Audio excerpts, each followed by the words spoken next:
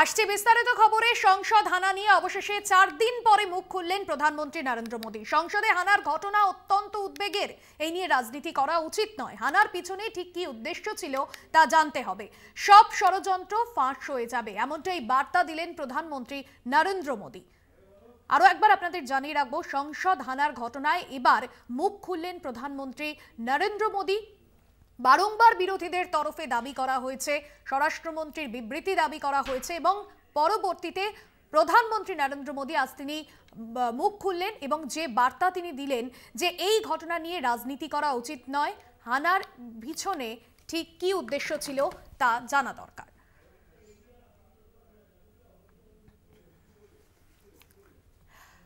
এই মুহূর্তে আমাদের সঙ্গে টেলিফোন লাইনে রয়েছেন আমাদের পলিটিক্যাল এডিটর আশিস চট্টোপাধ্যায়। আশিস দা, সেই জায়গা থেকে মোদী বারংবার বিরোধীরা দাবি করে এসেছেন, স্বরাষ্ট্রমন্ত্রীর বিবৃতির দাবি জানিয়েছেন, মোদী অবশেষে মুখ খুললেন। কি বললেন তিনি, কি স্পষ্ট করলেন তার বক্তব্যে?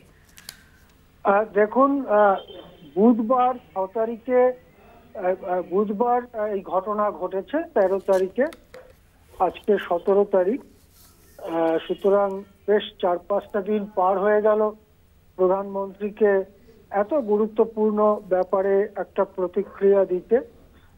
কিন্তু প্রধানমন্ত্রীর প্রতিক্রিয়ার মধ্যে দেশ নেতার যে ধরন হওয়া উচিত সবটা কি তা খুঁজে পাওয়া গেল, সেই প্রশ্ন কিন্তু উঠতে শুরু করেছে।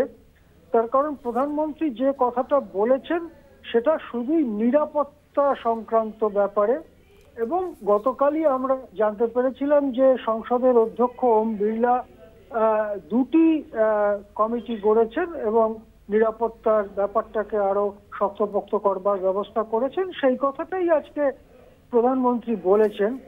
কিন্তু ওরা যে দাবি করেছিল, ওরা যে বেকারত্বের বিরুদ্ধে, মহাঙ্গাই, জিনিসপত্রের দাম বৃদ্ধির বিরুদ্ধে বা স্বৈরতন্ত্রের বিরুদ্ধে যে বক্তব্য রেখেছিল, সে ব্যাপারে রাহুল গান্ধী মন্তব্য করেছেন ইতিমধ্যেই, কিন্তু প্রধানমন্ত্রী সেসবের ব্যাপারে গেলেন না। উনি যদি এটাও বলতেন যে না, আমাদের দেশে জিনিসপত্রের দাম তেমন বাড়ছে না, আমাদের দেশে কর্মহীনতা তেমন বাড়ছে না, সেটাও বোঝা যেত। কিন্তু প্রধানমন্ত্রী হিসেবে দেশের কতগুলো জ্বলন্ত সমস্যা সম্পর্কে একেবারে নীরব থাকা এবং একমাত্র নিরাপত্তা এবং নিরাপত্তাজনিত ব্যবস্থা, এই বিবৃতিতে সেটাই রয়েছে।